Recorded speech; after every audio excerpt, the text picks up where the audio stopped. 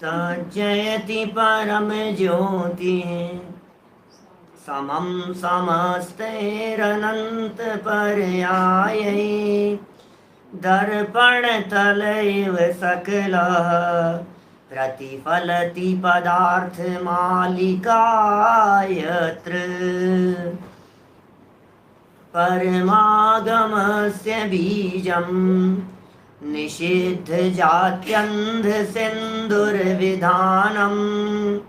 सकल नय विलसितानां विरोध मथनं नमाम्यनेकान्तम् विरोध मथनं नमाम्यनेकान्तम्।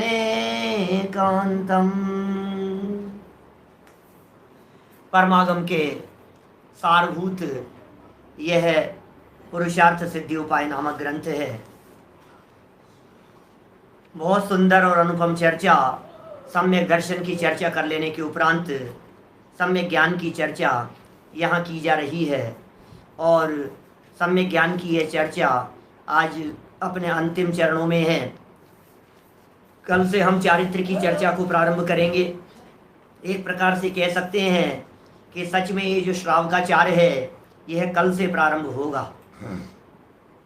सम्यक ज्ञान की आराधना श्रद्धा पूर्वक की जानी चाहिए, इसके संबंध में अपेक्षित विस्तार से हम बात कर चुके हैं। सम्यक ज्ञान क्या है और सम्यक ज्ञान का लक्षण क्या है, यह चर्चा भी बहुत हो चुकी है हमारी। अब ज्ञान की आराधना कैसे की जाए, सम्यक ज्ञान की आराधना कैसे करें, सम्यक ज्ञान की आराधना करने की विधि क्या है कोई प्रक्रिया जिस प्रक्रिया से सम्यक ज्ञान की आराधना की जाए? तो आचार्य देव कहते हैं आराधना का पहला बिंदु है सबसे पहले पढ़ो, पढ़ना सीखो। अनपढ़ व्यक्ति ज्ञान की आराधना नहीं कर पाएगा। देखिए, जिस व्यक्ति में ज्ञान नहीं है, जिस व्यक्ति में समझ नहीं है, जिस व्यक्ति में विवेक नहीं है, वो व्यक्ति कैसे ज्ञान की आराधना कर पाएगा? इसका मतलब ज्ञान की आराधना करने के लिए पहले आपको पढ़ना लिखना आना चाहिए और शुद्ध पढ़ना आना चाहिए। ये सब चर्चाएं व्यवस्थित क्रम से एक के बाद एक आगे बढ़ती है। पेज नंबर 74 पर 36 नंबर का ये जो श्लोक था जिसमें सम्यक ज्ञान के 8 अंग बतलाए गए थे, उसी से चर्चा को हम आगे बढ़ाएंगे। मूल श्लोक पढ़ते हैं पहले क्या है। ग्रंथार्थो भय पूर्णम काले विनयेन सोपधानं च बहुमानेन समन्वित मनिन्नवम ज्ञानवाराध्यम्।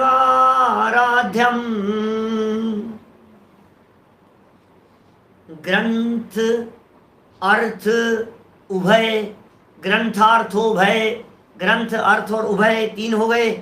काले विनयेन, विनय, उपधान, बहुमान और अनिन्नवाचार, ये 8 प्रकार के अंग हैं जिनसे ज्ञान की आराधना की जाती है। देखिए, इस ज्ञान की आराधना में जो 8 बिंदु कहे गए हैं उनकी थोड़ी थोड़ी बहुत चर्चा हम यहाँ आगम के आलोक में करते हैं। टोडरमल जी के चरणों की शरण से कर रहे हैं। पंडित प्रवर टोडरमल जी साहब क्या कहते हैं, पेज नंबर 74 पर टीका। ज्ञान आराध्यम, श्रद्धावान पुरुषों को सम्यक ज्ञान आराधन करने योग्य है। कैसा है ज्ञान? बोले ग्रंथार्थो भय पूर्णम, शब्द रूप है, अर्थ रूप है और उभय से परिपूर्ण है। कल बात कर चुके थे। भावार्थ में कहते हैं सम्यक ज्ञान के 8 अंग इस प्रकार हैं। पहला अंग व्यंजनाचार। गजब की बात है भाई साहब, व्यंजनाचार के बारे में कह रहे हैं। व्यंजन माने होता है शब्द, व्यंजन माने होते हैं अक्षर, स्वर व्यंजन। आप जानते हैं अ आ इ ई ये स्वर कहलाते हैं और क ख ग घ ये व्यंजन कहलाते हैं। स्वर और व्यंजन अपन ने जब ABCD या क ख ग पढ़ना शुरू किया था पहले दिन स्कूल में, तब ये बातें पढ़ी थी। तो यहाँ ये कह रहे हैं, देखिए व्यंजनाचार, जहां मात्र शब्द के पाठ का ही जानपना हो उसे व्यंजनार्चित व्यंजनाचार अंग कहते हैं। जहां पर मात्र शब्द का पाठ का ही जान पाना हो, शुद्ध उच्चारण हो, शुद्ध वाचन हो, शुद्ध पठन हो, पढ़ने में क्लियरिटी हो। वाचन के लिए भाई साहब व्यक्ति होते हैं, मालूम है आपको, शुद्ध वाचन करने के लिए स्पेशली उनको बुलाया जाता है। न्यूज रिपोर्टर होते हैं, न्यूज एंकर वगैरह होते हैं, न्यूज बोलने वाले होते हैं। एक एक शब्द का उच्चारण इतना शुद्ध और इतना क्लियर होना चाहिए कि सामने वाला व्यक्ति भी उस बात को आसानी से समझ सके। और जिनवाणी में जो शब्द लिखे हैं वे शब्द मूल आगम हैं, वे आचार्यों के शब्द हैं। हमें कोई अधिकार नहीं है आचार्यों के शब्दों में फेरफार करने का। तो जो वचन, जो शब्द आचार्यों के द्वारा, वीतरागी संतों के द्वारा लिखे गए हैं, उन शब्दों को हम अपनी जबान और अपनी रसना इंद्री का विषय बनाएं, ये भी महाभाग्य से होता है। जिस समय आप अपनी जबान से तत्वार सूत्र का पाठ कर रहे होते हैं, उस समय आपकी जबान पर उमा स्वामी आचार्य बैठे हुए होते हैं। जिस समय आप अपनी जबान से भक्तामर का पाठ कर रहे होते हैं, उस समय आपकी जबान पर मानतुंग आचार्य बैठे हुए होते हैं। जिस समय आप पुरुषार्थ सिद्धि उपाय के मूल श्लोकों का उच्चारण कर रहे होते हैं, उस समय आपकी जबान पर अमृत चंद्र आचार्य बैठे हुए होते हैं। जब आप समय सार की गाथाओं का वाचन करते हैं, उस समय कुंद कुंदाचार्य आपकी जबान पर बैठते हैं। आप सोचिए, जरा कल्पना कीजिए हम क्या कह रहे हैं।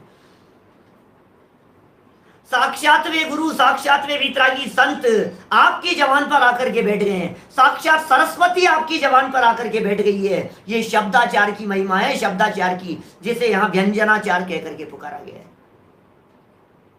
3 एकार्थवाची शब्द है इसके लिए। शब्दाचार कहिए, व्यंजनाचार कहिए, या ग्रंथाचार शब्द बड़ा गजब का है। मूल श्लोक में जो शब्द दिया है, आचार्य देव ने जो शब्द दिया है, वो शब्द है ग्रंथाचार, ग्रंथ रूप। व्याख्या करते हुए उसे शब्द कह दिया गया है। ग्रंथाचार माने ग्रंथ रूप कह करके कहना चाहते हैं, अरे दुनिया में न्यूज़पेपर को शुद्ध पढ़ो या न पढ़ो, लेकिन ग्रंथ पढ़ते समय शुद्धता कंपलसरी है, ये कहना चाहते हैं। आप उपन्यास पढ़ते समय पढ़ो तो क्या पढ़ने योग्य है, वो कोई पढ़ने योग्य है क्या चीजें? न्यूज़पेपर और इधर उधर की बातों में दम क्या है? बात तो यहाँ ये कहना चाह रहे हैं, जब भी आप जिनवाणी के वचनों को पढ़ो, जब भी आप ग्रंथों को पढ़ो, जब भी आप शास्त्रों को पढ़ो, जब भी आप आगम वचनों को पढ़ो, बोले शुद्धता से पढ़ो। शुद्धता का बहुत महत्व है। अरे अपने यहाँ ग्रंथों में भी बोले जो व्यक्ति जिनवाणी का शुद्ध उच्चारण नहीं करता, वो व्यक्ति परभव में गूंगा होता है, उसे जवान नहीं मिलती है, ऐसे कथन किए अपने ग्रंथों में। चरक संहिता एक ग्रंथ है अन्य मतियों का, उसमें तो यहां तक लिखा है, ऐसी चर्चा की है, शुद्ध उच्चारण नहीं करने वाले व्यक्ति ने चूंकि जबान का दुरुपयोग किया, इसलिए उसके शरीर में नाना प्रकार के रोग भर जाते हैं। अरे अन्य मतियों का ग्रंथ। आप शुद्ध उच्चारण करने का प्रयास कीजिए। स्वयं तो शिथिलता का पोषण करता है और अपना दोष कर्माधिक पर लगाता है। जैन दर्शन में ये अनीति नहीं चलेगी। पुरुषार्थहीनता की बातें नहीं है, यहाँ तो पुरुषार्थियों की बातें चल रही है। आप पुरुषार्थ कीजिए, आप प्रयत्न कीजिए। आप यह कहकर के फ्री नहीं हो सकते हैं, हम क्या करें साहब, हमारा तो क्षेपक्षम ही कमजोर है साहब, हमसे तो बोला नहीं जाता है। अरे क्या बात करते हो साहब, दुनिया भर की बड़ी बड़ी बातें करते हो, बड़े बड़े बिजनेस करते हो, दुनिया भर के काम करते हो, जब यहाँ जिनवाणी की चर्चा आती है तब कहते हो हमसे नहीं होता है। ऐसी बात नहीं चलेगी। शब्दों के उच्चारण पर बहुत जोर दिया गया है। ये पहला है, ये आराधना है। क्योंकि शब्द जानते हैं आप, अपने यहाँ एक अपने आचार्य शर्म वर्म की एक व्याकरण ग्रंथ है जिसका नाम है कातंत्र व्याकरण। आप जानते हैं, आचार्य शर्म वर्म की लिखी हुई है और बहुत सुंदर है। व्याकरण के बहुत सारे नियम आदि बतलाए हैं उसके अंदर। उसका पहला सूत्र है सिद्धो वर्ण समामनाय है। सिद्धो वर्ण समामनाय, वर्ण जो है उन्हें सिद्ध कह करके पुकारा गया है। ये जो वर्ण है, ये जो व्यंजन है, ये व्यंजन भी अनादि अनिधन है। शिवकांत जी भाई साहब, व्यंजन भी अनादि अनंत है, व्यंजन भी ध्रुव है। इन व्यंजनों की परमानेंसी देख करके अरे हमारे त्यागी व्रती लोग इन व्यंजनों का, शब्दों का अपमान और अभिनय न होवे, इसलिए किसी शब्द के ऊपर पैर नहीं रखते। हमारे आदरणीय ब्रह्मचारी कल्पना बहन वगैरह ऐसे त्यागी व्रती लोग, ब्रह्मचारी लोग न्यूज़पेपर पर बैठ करके खाना नहीं खाते। लोग खाते हैं, अभिनय होता है उससे। शब्द हैं वे, उन अक्षरों का, उन व्यंजनों का प्रयोग हुआ है वहां पर जिन व्यंजनों के माध्यम से जिनवाणी भी रची जाती है। व्यंजन का अपमान नहीं हो, शब्द और अक्षरों का अपमान नहीं हो। हमेशा मीठी वाणी बोलिए, अच्छे शब्दों का उच्चारण कीजिए, अशुद्ध मत बोलिए, अशुद्धि से बचिए। पहला हो गया व्यंजनाचार। ज्यादा बात नहीं कहूंगा, कुल मिलाकर के शुद्धता का ध्यान रखें, ठीक है ना। नंबर 2 अर्थाचार। साहब शुद्ध बोलना तो सीख गया, बच्चों को क्या सिखाया जाता है बतलाओ मेरे को। ये जो है ना वैदिक परंपरा वाले, अरे श्लोकों का उच्चारण कराते हैं, सूत्रों के पाठ कराते हैं, रट्टे लगवाते हैं, बुलवाते हैं। बोलो सब लोग मिलकर के, ग्रंथार्थो भय पूर्णम काले विनयेन सोपदानम च। ऐसे बोलो आप, गोटे लगाओ इस तरह की, खूब बोलो उसको। जितनी बार बोलेंगे, जितनी बार देख देख करके बोलेंगे, आपको बोलना आएगा, आपकी जबान खुलेगी। अरे जबान पर जब ये जिनवाणी रूपी सरस्वती बैठती है तो आपकी जबान में ऐसी सामर्थ्य प्रकट हो जाएगी कि आप जबान से जो बोलेंगे वो काम अपने आप हो जाएगा। ऐसी रिद्धियां प्रकट हो जाती है, वचन बल रिद्धि प्रकट होती है। जो व्यक्ति जिन वचनों को अपने कंठ में धारण करता है, जो व्यक्ति जिन वचनों का शुद्ध उच्चारण करता है, आप देखिए हमारे पूजन पाठ में, पूजन कोई भी करो कोई दिक्कत नहीं है, लेकिन अंत में शांति पाठ और विसर्जन के समय ये पंक्तियां अनिवार्य रूप से बोलते हो। अक्षर पद मात्रा से दूषित जो कुछ कहा गया मुझसे, सो सब करुणा करी पुनि छुड़ाऊं भव दुख से। बोलो आप, पूजन आपने देव शास्त्र गुरु की हो, पूजन आपने कोई भी की हो दुनिया भर की, लेकिन उनमें लास्ट में क्या बोला आपने? क्षमा याचना किए यदि हमारे से कुछ अशुद्ध बोला गया हो तो। क्या क्षमा याचना करते हैं हम क्या करें बोलो? हम माफी चाहते हैं कोई गलत बोलने में आ गया हो तो। अरे हमारे आचार्यों ने सुधी सुधार पढ़ो सदा क्षमा याचना की है, माफी मांगी है। दौलत राम जी जैसे महापुरुषों ने, अरे बड़े बड़े महापुरुषों ने प्रस्तावना लिखते हैं, ग्रंथ का अंत करते समय लिखते हैं, समापन में लिखते हैं, अक्षर मात्रा शब्द आदि से यदि कोई विहीन कोई शब्द कह दिया गया हो, हे सुधी हे बुद्धिमान जीवों सुधार करके पढ़ना, हम क्षमा चाहते हैं। बोलो कितना महत्व है। सीखो, सिखाओ, बोलना सिखाओ। 2-2 साल के बच्चे को शुद्ध बोलना सिखाओ। अरे अभी तो चलता है, अब ये इतना सा है, अब इतनी तो गलती नहीं, गलती नहीं चलने की भाई साहब, ध्यान रखना। एक बार यदि आपने गलती को चलने दिया तो फिर वो जीवन भर वो गलती सुधर नहीं पाएगी। क्या भैया जी समझ में आ रही है बात? फिर आप कितना भी कोशिश करो, अब आपकी जबान पर जो अशुद्ध चढ़ गया है ना, अब वो शुद्ध नहीं होगा। फर्स्ट टाइम अशुद्ध बोलते ही उसे शुद्ध कर लो। हो गया साहब, शुद्ध हो गया साहब, अब क्या बात कर रहे हो? बोले बोलने मात्र से काम नहीं चलेगा, पहले बोलना सीखो, फिर उसके बाद में अर्थ सीखो। पढ़े दूसरा क्या है? अर्थाचार। जहां केवल अर्थ मात्र के प्रयोजन सहित जानपना हो उसे अर्थ समग्र माने अर्थाचार कहते हैं। क्या पहले नंबर पर था व्यंजनाचार, दूसरे नंबर पर है अर्थाचार। कोई व्यक्ति व्यंजनाचार का पालन करता है, कोई महापुरुष ऐसे, महापुरुष माने ऐसे सज्जन मिलते हैं जो अरे भाई साहब बोले कुछ भी, हम तो भाव समझो, आप तो हमारा भाव समझो, बोलेंगे उठ पटांग, आप तो भाव समझो, इस बात का अभिप्राय समझो। तो वो अर्थाचार का तो पालन करने के लिए कह रहे हैं, लेकिन शब्दाचार का पालन नहीं किया है। अर्थ भी तो पता होना चाहिए। मेरी भावना रोज बोलते हो, और मैं हजारों लोग समाज में मैंने प्रैक्टिकल किया है इस तरह का। जब मैं मुमुक्षु समाज के अलावा दूसरे समाज के बीच में कभी जाकर, जैन समाज के बीच में, दिगंबर जैन समाज के बीच में, दूसरे सब लोगों के बीच में बड़ी बड़ी सभाओं में आप बोलता हूं, बोलो वस्तु स्वरूप विचार खुशी से सब दुख संकट सहा करे। बताओ वस्तु स्वरूप क्या है, हाथ खड़े करो। क्या होता है पता नहीं, हमें नहीं मालूम। बोलो, अर्थ समझना पड़ेगा आपको। बोलो, लोग ऐसा ऐसा अर्थ लगाते हैं। बोलो साहब, नमो लोए सब साहुणम, दुनिया के सब लोग के साधुओं को मेरा वंदन हो, ऐसा ही अर्थ है क्या इसका? नमो लोए सब साहुणम का बोलो। बुद्ध वीर जिन हरिहर ब्रह्मा, या उनको स्वाधीन कहो, यही अर्थ है ना। बुद्धो वीरो हरिओ हरो ब्रह्माओ, सबको। भैया अर्थ 5 प्रकार से लगाए जाते हैं। हमने एक दिन पढ़ाया था, आपको दोबारा नहीं पढ़ाऊंगा, पिछले प्रवचनों में है कहीं, अभी 20-25 दिन महीने भर पहले किया होगा कभी। 5 प्रकार से अर्थ लगाए जाते हैं। भावार्थ अलग होता है, शब्दार्थ अलग होता है, आगमार्थ अलग होता है, नयार्थ अलग होता है, मतार्थ अलग होता है। क्या मत से अर्थ किए जाते हैं। जिस शब्द का प्रयोग आपके मत में, आपके संप्रदाय में अलग अर्थ में किया जाता है, उसी शब्द का प्रयोग बौद्ध संप्रदाय में अलग अर्थ में किया जाता है, मतार्थ होता है। कुछ शब्दों के अर्थ होते हैं, कुछ भाव निकाला जाता है, वो भावार्थ होते हैं। आगम के आधार पर अर्थ निकाला जाता है, आगम अर्थ होते हैं। कुछ नयों की दृष्टि से अर्थ निकाला जाता है, वो नयार्थ होते हैं। तो आपको अर्थ निकालना आना चाहिए। ये अर्थाचार कह रहे हैं, अर्थ मात्र से प्रयोजन, केवल अर्थ मात्र से प्रयोजन, ये अर्थाचार है, बहुत महत्वपूर्ण है। अर्थ नहीं जानो तो क्या होगा भाई साहब? अर्थ नहीं जानेगा तो अनर्थ करेगा।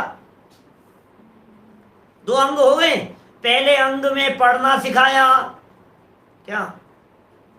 पहले अंग में पढ़ना सिखाया, और दूसरे अंग में कहा कि समझ कर पढ़ो। जिंदगी हो गई भक्तामर पढ़ते पढ़ते, थोड़ा अर्थ समझ करके भी पढ़ो। जिंदगी हो गई मेरी भावना बोलते बोलते, कभी तो अर्थ जानो। 12 भावना का पाठ बचपन से कर रहे हो, अर्थ क्या है बताओ। प्रभु पतित पावन, तुमसे लागी लगन, ले लो अपनी शरण पारस प्यारा, मेटो मेटो जी संकट। अरे अर्थ तो समझो क्या कहना चाहते हैं। तत्वार सूत्र का पाठ किए जाते हैं। सच्ची घटना बतला रहा हूं बचपन की, मेरे तत्वार सूत्र के व्याख्यानों में भी बोला है मैंने। हमारे बूढ़े बूढ़े अम्मा जी मंदिर में बैठ करके सूत्र जी का पाठ सुना करते थे। आने जाने वाले लड़कों को बिठा लेते थे, सूत्र जी सुना करके जा। पढ़ना खुद को आता नहीं था, और सूत्र जी सुना करके जा। सूत्र जी सुने बिना मंदिर से नहीं निकलते थे। अर्थ जानते नहीं है, भाव जानते नहीं है, और सुनना है बस। हमें पाठ करा। एक दिन मुझे बिठा लिया, मैंने पूरा तत्वार सूत्र पढ़ करके सुनाया उनको। अब पूरा तत्वार सूत्र पढ़ करके सुनाया तो दूसरे दिन मेरे से बोले ही नहीं, कुछ भी बात ही नहीं। बोले तू तो बहुत देर लगाता है, बहुत धीरे पढ़ता है, 1.25 घंटा लगा दिया तत्वार सूत्र पढ़ने के अंदर। वो दूसरा लड़का आता है, वो तो 15 मिनट के अंदर पूरा सूत्र जी सुना देता है हमारे को। 15 मिनट में कैसे पढ़ देता है भाई? तत्वार सूत्र को पूरा 15 मिनट में पढ़ देता है। कोई बात नहीं, मैंने अकेले में उस लड़के से पूछा, मैंने कहा भैया तू 15 मिनट में सुना देता है? अरे क्या, कुछ सूत्र पढ़ता हूँ, कुछ छोड़ देता हूँ, फिर नीचे से पढ़ देता हूँ, फिर पढ़ देता हूँ, फिर नीचे छोड़ देता हूँ, 15 मिनट में फट फट फट सब निपटा देता हूँ। वो तो समझते नहीं है कुछ भी। हाँ, आगे समझ में आ रही है बात? आपको शुद्ध पढ़ना आना चाहिए, आपके अर्थ समझ में आना चाहिए। अभी अर्थ में बहुत चक्कर है कि अर्थ तो समझ लिया साहब हमने, आपने क्या कहा, हमने अर्थ समझ लिया। अरे तेरी बुद्धि से अर्थ थोड़ी ना चलेगा। तीसरा वाक्य पढ़ जिसे कह रहे हैं उभयाचार, सम्यक ज्ञान की आराधना के संदर्भ में कह रहे हैं उभयाचार। क्या कह रहे हैं? जहां शब्द और अर्थ दोनों में संपूर्ण जानपना हो, उसे शब्दार्थ उभय पूर्ण अंग कहते हैं। शब्द अर्थ उभय पूर्ण, शब्द अर्थ उभय पूर्ण, शब्द भी और अर्थ भी, और दोनों को उभय। इस शब्द का इस जगह पर क्या अर्थ है? क्या अर्थ के अनेक अर्थ होते हैं, सब जानते हैं। हमें पहले किए चर्च। अर्थ माने धन भी होता है, अर्थ माने प्रयोजन भी होता है, अर्थ माने पैसा भी होता है। क्या कितनी जगह पर अर्थ माने द्रव्य के अर्थ, द्रव्य को भी अर्थ कहते हैं। तो बहुत जगह पर बहुत शब्दों के अर्थ, जैसे समझिए आप, मैं आपको बतलाऊं, गो शब्द के 11 अर्थ किए गए। गो शब्द के आप कौन सी जगह पर कौन सा लगाना बतलाओ। समविरूढ़ नाम का नय है, वो समविरूढ़ नय कह रहे हैं कि इस जगह पर इसी शब्द का प्रयोग करना, दूसरे शब्द का प्रयोग मत करना। ये समविरूढ़ नाम का नय है, पढ़ा है पीछे आपको हमने। माने कितनी बातों का कॉम्बिनेशन चाहिए, कितनी चीजों, विचार विवेक पूर्वक पढ़ो, तुम्हारे जानने से काम नहीं चलेगा। समय सार शब्द के कितने अर्थ लिखे अमृत चंद्र स्वामी ने समय सार के प्रारंभ में, बोलो। समय माने टाइम भी होता है, समय माने पदार्थ भी होता है, समय माने आत्मा भी होता है, कितने तरह के अर्थ खोले हैं। समय, समय माने क्या है। टोडरमल जी जिनकी ये टीका पढ़ रहे हैं अपन, इन टोडरमल जी साहब ने अपने जो गुरु वहां पढ़ाते थे बंशीधर जी, उन बंशीधर शब्द के 17 प्रकार से अर्थ करके बतलाए। 17 प्रकार से घटना आप लोगों को पता होगी। टोडरमल जी की महिमा के ऊपर बहुत व्याख्यान है हमारे। टोडरमल जी के मंदिर में बराबर सुनते रहे हम सब घटनाओं को, कई बार कहा है हमने।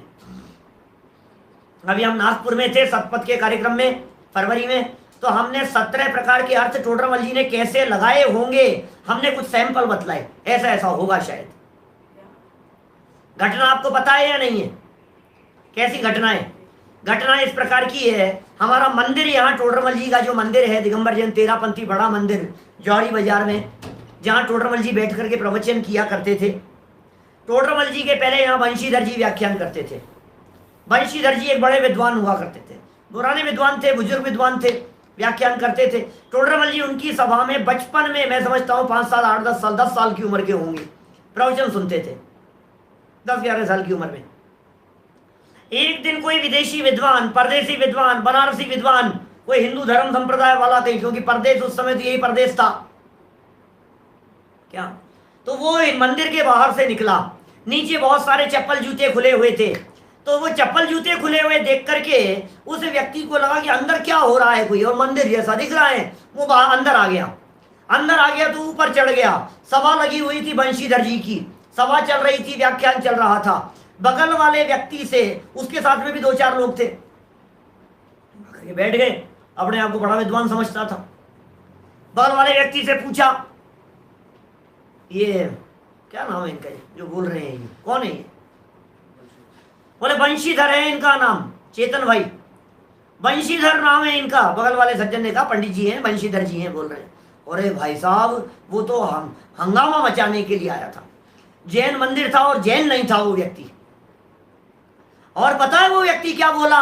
भरी सभा में हाथ ऊपर करके बीच में बोल लिया वो कि अरे आप कहते हो आप बंशीधर जी हो, बंशीधर जी तो हमारे भगवान प्रभु श्री कृष्ण का नाम है। बंशी को धरे उसका नाम बंशीधर होता है, तुम्हारे पास बंशी तो है नहीं। बंशी माने समझ गए ना आप, बजाने वाली बांसुरी, तो बांसुरी तो है नहीं तुम्हारे पास में, तुम कैसे बंशीधर हो गए? सारी सभा में एकदम सन्नाटा छा गया। अरे टोडरमल जी सभा में बैठे थे, बच्चे थे, और टोडरमल जी ने हाथ खड़े करके कहा पंडित जी से, पंडित जी आपका निवेदन हो तो मैं कुछ अर्थ करूं। टोडरमल जी ने 17 प्रकार से अर्थ करके बतलाए, ये बंशीधर है, इसलिए बंशीधर है, इसलिए बंशीधर है, बंशीधर शब्द का ये अर्थ होता है, इसलिए ये बंशीधर है। गजब हो गया, कैसे अर्थ लगाए होंगे उन्होंने। ये वाकया हमने सुना है, हमारे पूर्व परंपरा के विद्वानों से सुना है, लिखा हुआ पढ़ा हुआ सुना है हमने, पढ़ा भी है और सुना भी है परंपरा से। कितना पुराना, मुश्किल से 5-7-8 पीढ़ियों पुरानी तो बात है, और क्या है, 7 पीढ़ियों पुरानी बात है, 8 पीढ़ियों, टोडरमल जी की बात। हम सोचे यार कैसे होता होगा अर्थ, तो मैंने भी नागपुर के अंदर प्रयोग किए उसके कुछ। मैंने कहा कैसे अर्थ लगाए होंगे? बोले वंशी का अर्थ वंश करो, बोले तीर्थंकरों के वंश को धारण करने वाले होने से ये वंशीधर हैं। क्या? तीर्थंकरों के वंश को धारण करने वाले होने से वंशीधर हैं।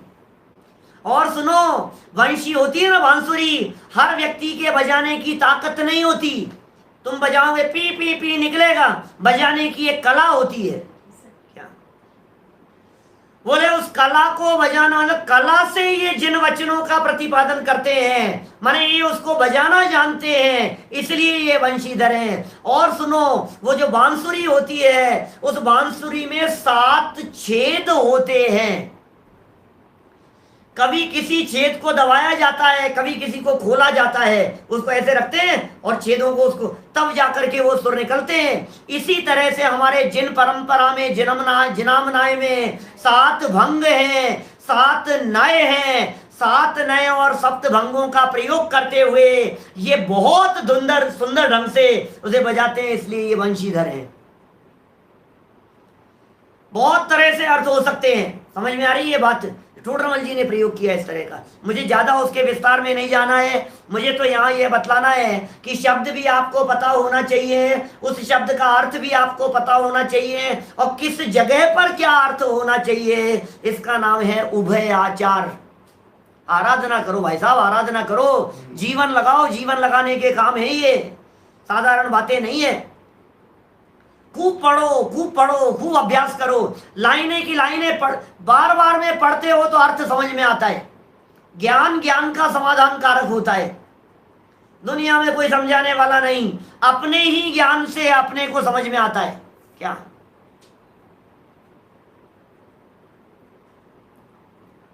बराबर चेतन भाई ध्यान है मुझे, है ना? मेरा कहने का मतलब यह है, क्या कह रहे हैं देखिए आप, ये कह रहे हैं यहाँ उभयाचार। क्या उभयाचार में क्या कह दिया? शब्द अर्थ दोनों का परिपूर्ण जान पना हो, इसका नाम उभयाचार है। बराबर। इस प्रकार ये तीनों 3 अंगों का वर्णन किया।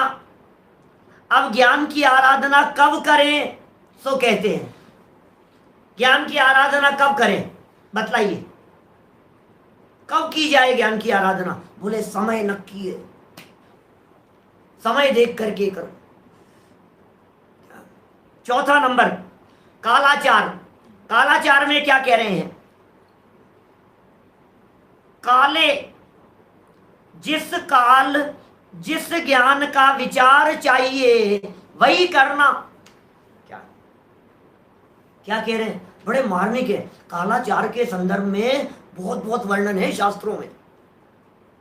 अधिकतर वर्णन तो मिलता है अपने मुनिराजों की मुख्यता से।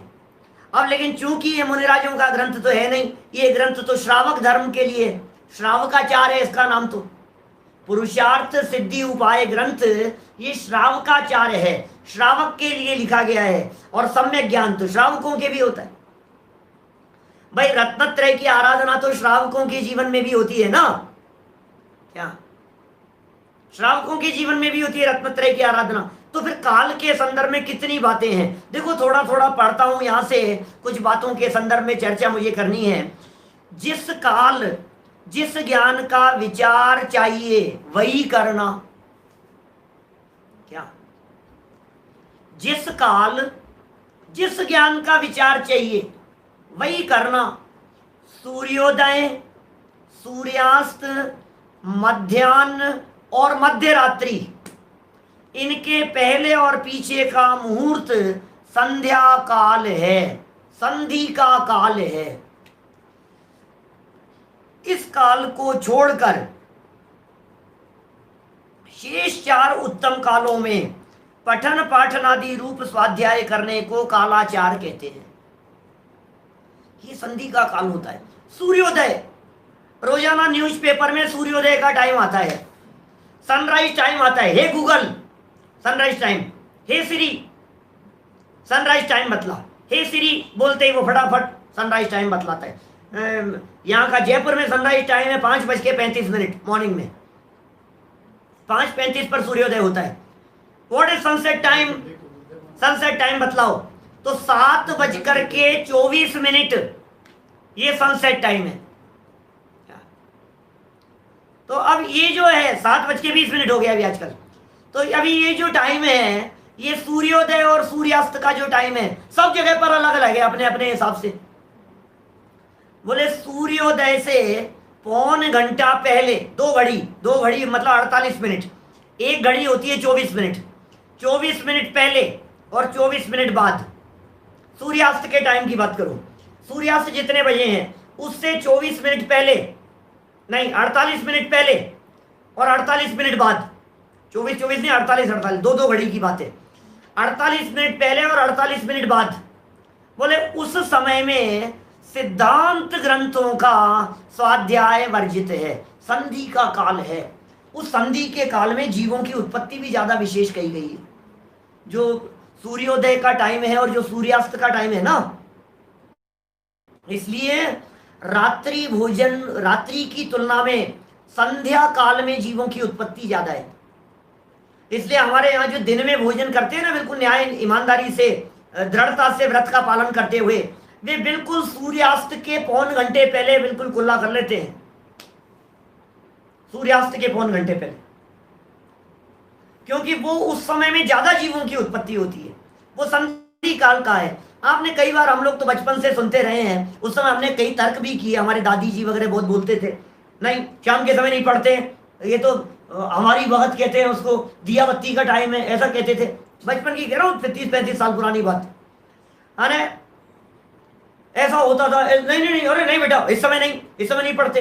तो क्या करते हैं, बोले भगवान का नाम लेने का टाइम है। तो ऐसे ही कह रहे हैं, तुम अपना ग्रंथ खोल करके बैठ जाओ, अरे भक्ति करो, क्या पाठ बोलो, स्तुतियां बोलो, प्रथमानुयोग चरणानुयोग के ग्रंथों का स्वाध्याय करो तो कोई बाधा नहीं है। लेकिन जो गूढ़ सिद्धांत ग्रंथ हैं उनके अध्ययन का निषेध इस कालाचार के अंतर्गत किया गया है। वास्तव में सिद्धांत शब्द का अर्थ तो ऐसा किया जाता है कि भाई मोक्ष मार्ग प्रकाशक नहीं है भैया,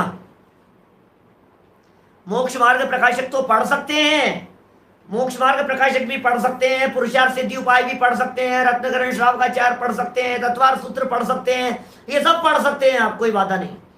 सिद्धांत ग्रंथों में मूल रूप से लिया जाता है, आप देखिए संधि काल को सोते भी नहीं है, देखिए ऐसे लिए जाते हैं उसमें, माने जो धवला है, महाधवला है, और धवला अधिक भी टीका हो गई, सच में तो शतखंडा का मूल ग्रंथ है, सच में तो कषाय पाहुड़ मूल ग्रंथ है। धवल, जय धवल, महाधवल, ये जो महा सिद्धांत है ना, इनको मूल रूप से धवल, जय धवल, महाधवल आदि को, इनको सिद्धांत ग्रंथ, क्योंकि सिद्धांत माने भगवान महावीर स्वामी की वाणी का आधार माना जाता है। और फिर कहीं कहीं कोई कोई व्यक्ति गोमठ साराधिक के बारे में भी कह देते हैं, लेकिन गोमठ साराधिक को सिद्धांत ग्रंथों में लिया नहीं, मतलब क्योंकि वो बहुत बाद के हो गए हैं, वो सब व्याख्यात्मक हो गए हैं, वर्णनात्मक हो गए हैं, श्रावकों के पढ़ने योग्य हो गए हैं, इसलिए उनमें किसी तरह की कोई बाधा नहीं है। तो 4 समय हो गए, एक सूर्योदय का समय, एक सूर्यास्त का समय। अब मध्याह्न काल क्या लगाना? मध्याह्न काल का अर्थ वैसे तो मोटा मोटा यही लगाया जाता है कि 12 बजे का समय, दिन में 12 बजे का समय। अब प्रश्न है इस तरह का, भाई क्यों नहीं पढ़ना चाहिए? बहुत सुंदर प्रश्न है आपका, क्यों नहीं पढ़ना चाहिए? क्योंकि ये जो संधि काल कहा है, इस संधि काल को विशेष रूप से सामयिक का काल कहा है। क्या ये सामयिक का काल है, और सामयिक बड़ा काम है। जैसे समझिए, मैं आपसे कह रहा हूं कि स्वाध्याय के काल में पूजन कर सकते हैं कि नहीं, प्रवचन चल रहा है उस समय में पूजन कर सकते हैं कि नहीं, वो भी दोष है, वो कालाचार के अंतर्गत आएगी ऐसी बातें। आप इन बातों को समझना गहराई से। भक्तामृत स्तोत्र को शाम को पढ़ सकते हैं कि नहीं? ये पढ़ सकते हैं, कोई बाधा नहीं है। हमें मालूम है समाज में ये चलता है कि दिन में, दोपहर बाद में, शाम के समय, रात के समय भक्तामृत का पाठ नहीं करना चाहिए, नहीं है, गलत मान्यता है, उनमें कोई बाधा नहीं है भक्तामृत स्तोत्र के पढ़ने में। वो स्तुति काव्य है, वो पाठ है, वो भक्ति काव्य है, उसके पढ़ने में किसी तरह की कोई बाधा नहीं है। सुबह 4:30 बजे आप स्वाध्याय कर सकते हैं, क्यों नहीं कर सकते हैं? 4:30 बजे स्वाध्याय करने में क्या, 4 बजे स्वाध्याय करने में क्या दिक्कत है? अरे हम तो कह रहे हैं इस संधि के काल में भी आप मूल सिद्धांत के ग्रंथों को छोड़कर अन्य ग्रंथों का स्वाध्याय करें तो कोई बाधा नहीं है। मैं कभी कभी कहता हूं ऐसा, कोई व्यक्ति कालाचार का बहाना बनाए, मैंने बड़ी बड़ी सभाओं के अंदर कही ऐसी बात, दादा के सामने कही, चांदीवाल जी साहब, क्या समय सार भी पढ़ सकते हैं, कोई दिक्कत नहीं है। दादा के सामने कही, शांति जी भाई साहब और अभिनंदन जी भाई साहब, सब विद्वानों के बीच में हमारे यहाँ टोडरमल स्मारक में भरी सभा में मैंने कहा कि मेरी कुछ गलती हो तो टोकना दादा, मैं बात कह रहा हूँ कालाचार के संदर्भ में। मैं ये कहना चाह रहा हूं कि आज दुनिया कालाचार का बहाना लगा करके स्वाध्याय से बचना चाहती है। यह अनीति नहीं चलेगी। क्या यह अनीति नहीं चलेगी बिल्कुल भी। तुम स्वाध्याय से बचना चाहते हो, अरे भाई बड़ी मुश्किल से तो तुम्हारे को स्वाध्याय का भाव आता है। आज के समय में जिनवाणी पढ़ने सुनने का विचार परिणाम आना कितना कठिन काम है। आज इस भोग विलासिता की दुनिया में बड़े भाग्यशाली हैं आप लोग जो जिनवाणी की चर्चाएं सुन रहे हैं, पढ़ रहे हैं। नहीं होते हैं पढ़ने सुनने वाले, नकुल भाई नहीं है इस तरह के लोग जिन्होंने ऐसे संकल्प लिए हो कि बराबर मुझे स्वाध्याय करना है। आपको विचार आ गया। मैं तो कभी कभी कहता हूं, आपको यदि रात को 3 बजे 4 बजे 2-2:30 बजे जब आपको विकल्प आ जाए, आधी रात को, अरे मेरा जीवन दुर्लभ है, मुझे स्वाध्याय करना चाहिए, इस विषय के बारे में प्रश्न उठ रहा है, अरे खोल लो ग्रंथ, कोई बाधा नहीं है उसमें। आपका ये विकल्प चला जाएगा, दोबारा स्वाध्याय का विकल्प आना मुश्किल है, महान अर्थ हो जाएगा। क्या कर रहे हो आप, बोलो। माने ये विकल्प नहीं आते हैं भाई साहब, विकल्प नहीं आते, कैसे आएगा बोलो विकल्प। एक बार कहते हैं ना, उठा हटवाना 8 दिन बाद लगता है।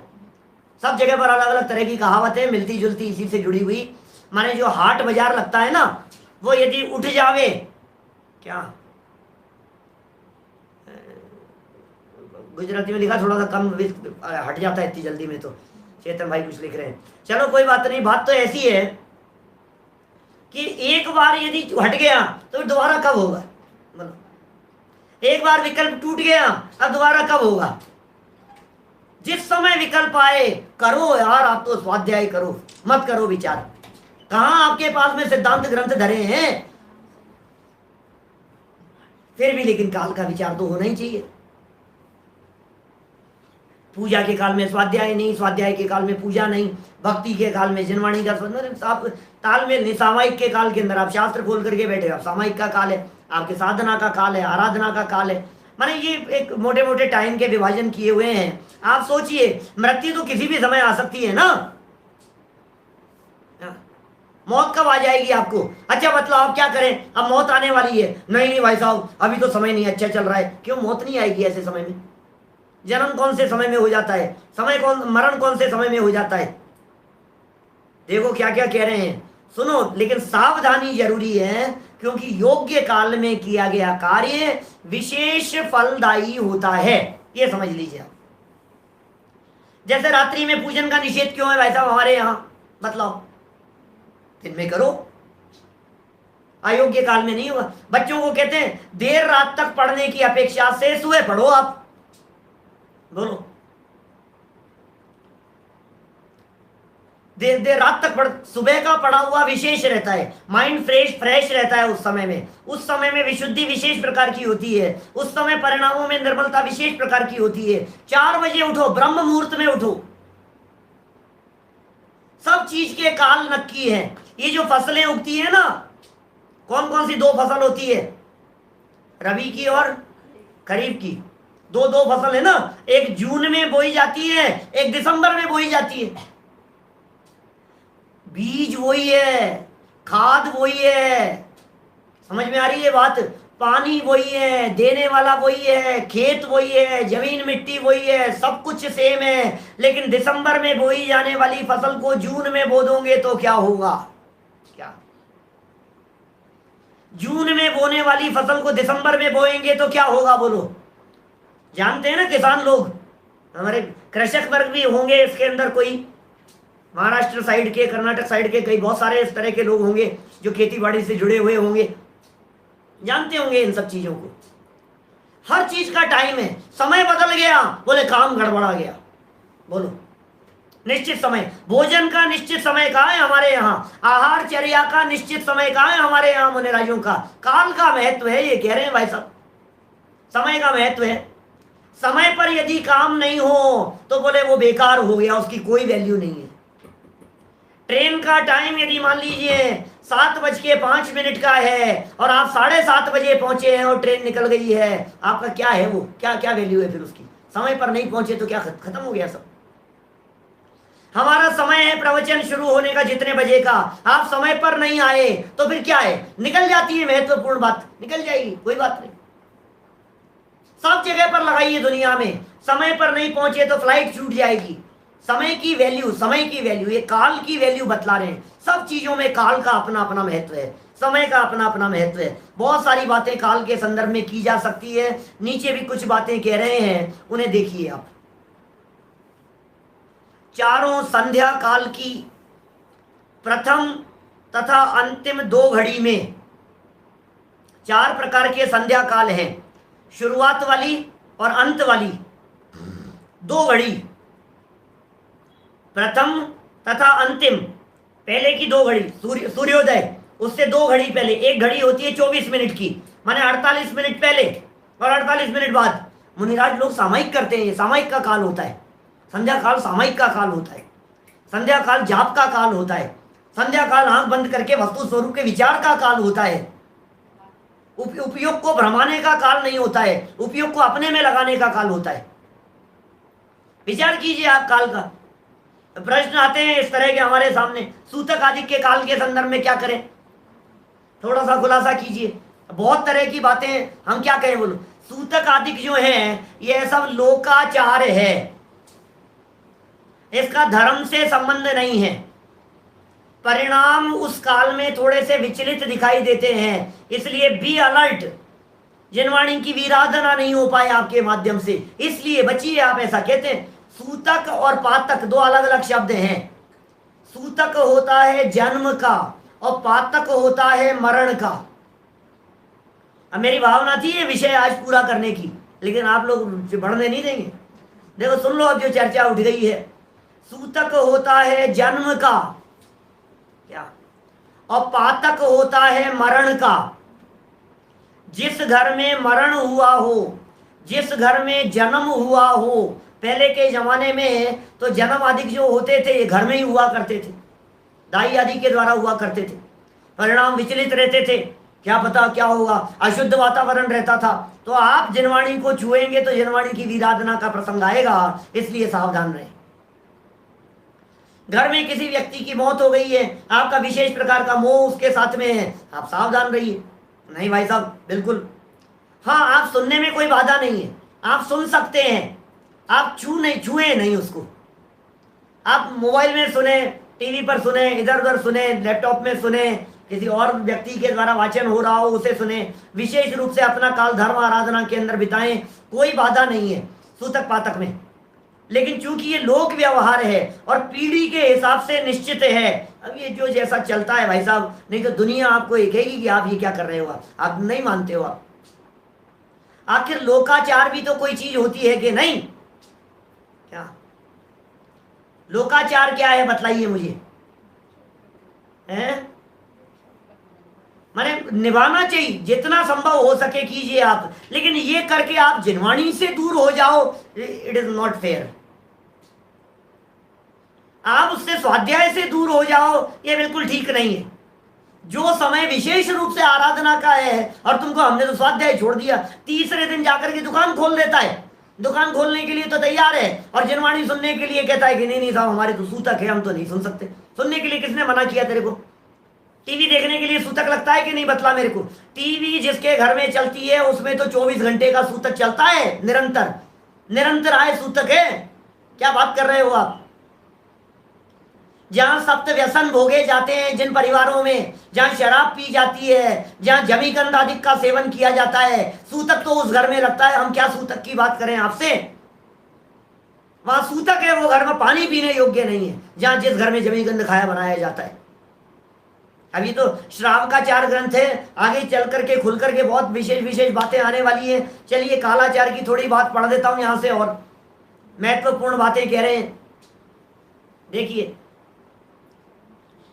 चारों संध्या काल में प्रथम तथा अंतिम 2 घड़ी में नहीं करना चाहिए स्वाध्याय सिद्धांत ग्रंथों का। अभी नीचे कहेंगे तथा दिग्दाह, आग लगी हुई हो, क्या जन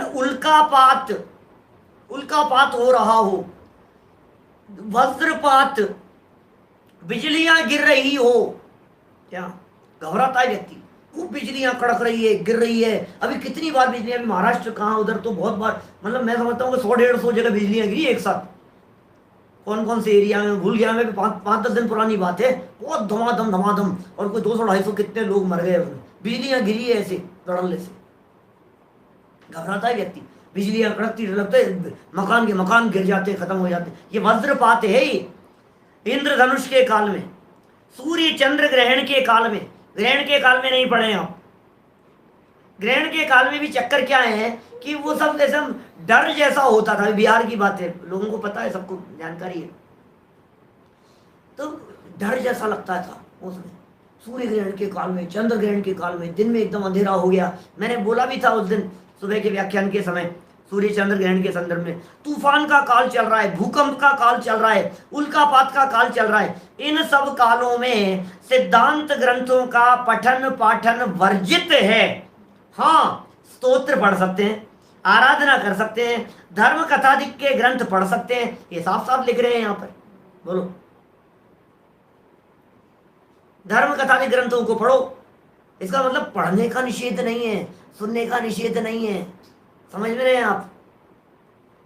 पढ़ने सुनने के निषेध की चर्चा नहीं है। अरे पढ़ेगा सुनेगा नहीं, ज्ञान की, तत्व ज्ञान की आराधना नहीं करेगा तो क्या करेगा ये तो बतला मुझे। बोलो। लेकिन इस कालाचार का बहाना लेकर के कोई व्यक्ति ग्रहित मिथ्यात्व का पोषण करे, क्या ये बात करे ऐसा हो जाता है, वैसा हो जाता है, इस समय में ये नहीं, उस समय में वो नहीं, अरे दान दो, ये करो, इस समय में तो साहब वो क्या कहते हैं, भोजन नहीं करना चाहिए, और ये क्या, कौन से शास्त्र में लिखी है ये सब बातें? क्या अभी साथ में ये भूकंप आया था क्या? कहीं आया होगा। और उस काल में आप सिद्धांत क्यों देखो भाई, जिनवाणी में सम्मान है, इसके आगे वाला अंग जो है वो कह रहे हैं विनयाचार की बात करेंगे। अब वो विनय कब हो पाएगी? अविनय होने की संभावना है यदि आपने अयोग्य काल में कुछ काम किया तो। ये प्रॉब्लम है। मतलब काल शब्द का निर्धारण यहाँ तो कुछ बातें कह दी है। हम तो ये कह रहे हैं आपके घर में किसी व्यक्ति को अटैक आया हो, वो भी आपके लिए कालाचार के माध्यम से वो काल टालने योग्य है। किसी के अटैक आ गया, किसी की बड़ी दुर्घटना हो गई, किसी के कुछ इस तरह की बड़ी प्रॉब्लम हो गई, घर में कोई महासंकट आ गया, आग लग गई थी घर में, बिजनेस के अंदर ऐसा कोई बहुत बड़ा वो हो गया, तो आप ऐसे समय में मतलब थोड़ा सा जनवाणी को जो है ना बहुमान पूर्वक पढ़ें, थोड़ा सा सावधानी रखें। सिद्धांत ग्रंथों में आपका उपयोग नहीं लगेगा, उसमें उपयोग की सूक्ष्मता की जरूरत होती है। और क्या होता है, आपका चित्त विचलित है तो चित्त विचलित होगा और उन ग्रंथों को पढ़ेंगे तो अर्थ का अनर्थ कर बैठेंगे। ये प्रॉब्लम है। जो काल की सावधानी की बात कही है, ये काल की सावधानी सिर्फ इसलिए कहना चाहते हैं आप कहीं अर्थ का अनर्थ न कर बैठें आपके चित्त की अस्थिरता के कारण। कभी ऐसा होता है ना, मन नहीं लग रहा है यार, आज तो यार पता ही नहीं यार, उनका ऑपरेशन हो रहा होगा, पता नहीं यार क्या है, उपयोग ही नहीं लग रहा है, आज तो क्या पढ़ा दिया आपने, क्या पढ़ लिया। तो भाई तू विराधना हो रही है इसमें। आगे आएगी चर्चाएं, ये विनयाचार, उपदानाचार, बहुमानाचार, अनिन्नवाचार, 4 और बच गए हैं। अब कोई बात नहीं, ये कल पढ़ेंगे। आज का समय हो गया है अपना, तो आप लोग उपयोग को एकाग्र करके आराधना में लगो, आराधना में लगो। अरे सच्चा आराधक ही सच्चा प्रभावक होता है। तो जो आराधना में लगता है उसके माध्यम से प्रभावना अपने आप होती है, कर्म कटते हैं अपने आप। बहुत मार्मिक विषय है, कल बताऊंगा इन सब बातों के संदर्भ में। एक छोटी सी सूचना सुबह तो दी थी मैंने, शिविर हमारा जाना का शुरू हुआ है, जैन अध्यात्म अकेडमी ऑफ नॉर्थ अमेरिका का शिविर प्रारंभ हुआ है, अभी एट प्रेजेंट में चल भी रहा है। उसके अंतर्गत कल सुबह प्रातः काल, मतलब 3 दिन, कल परसों और तरसों, तीनों दिन सुबह 6:30 बजे विशेष प्रवचन है, दोनों टाइम अपने चल रहे हैं। इसके अलावा लाइव प्रवचन का आपको लाभ मिलेगा सुबह 6:30 बजे, ज़्यादा जल्दी हो जाता है, आगे पीछे भी ले सकते हैं, यूट्यूब पर सेव भी रहता है। सुबह मेरा प्रवचन है, मेरे प्रवचन के तुरंत बाद में विपिन जी मुंबई वाले हैं, उनका प्रवचन होता है, होगा तीनों दिन। वहाँ। और अभी इस समय जो अपना समय ये चल रहा है, इस समय में भी ऑलरेडी प्रवचन दूसरी जगह पर चल रहे हैं, जिन देशना शिविर चल रहा है। अरे अष्टानिका में चारों तरफ तत्व की बरसात हो रही है, जिनवाणी की गंगा बह रही है। खूब लाभ लो, खूब पढ़ो सुनो, जहां जैसा मौका मिले सब लाभ लेते रहो, आप सबका लाभ लो। खूब विद्वान है, खूब ज्ञानी लोग हैं, और आपको तो तत्व की आराधना करने का ऐसा एक व्यसन जैसा पाल लो अपने अंदर में। जितना हो सकेगा हम इसकी आराधना करते रहेंगे, इन सब बातों का लाभ लेते रहेंगे। माने प्रतिदिन शाम के समय भी 3 प्रवचन है जाना में। आज तो हो गया, 2 तो निकल गए अभी तक, और एक और है, और कल भी है और परसों भी है। और मॉर्निंग में कल परसों तरसों तीनों दिन सुबह 6:30 बजे से करीब 8:30 बजे तक का करीब काल चलेगा, वो लाभ लेते रहे। जय जय। निज निधि निज में बताई, यह अनंत उपकार है, उसके लिए जिन वाणी माँ को वंदना शत बार है, वंदना शत बार। जिसको जो अच्छा लगे वो सुनते रहें भाई। आप लोग कमेंट्स कर रहे हैं, आपका अच्छा लगता है तो हमारा सुनिए, कोई बात नहीं, उसमें कोई दिक्कत नहीं है। जिसको जो लाभ लेना हो। जय जय।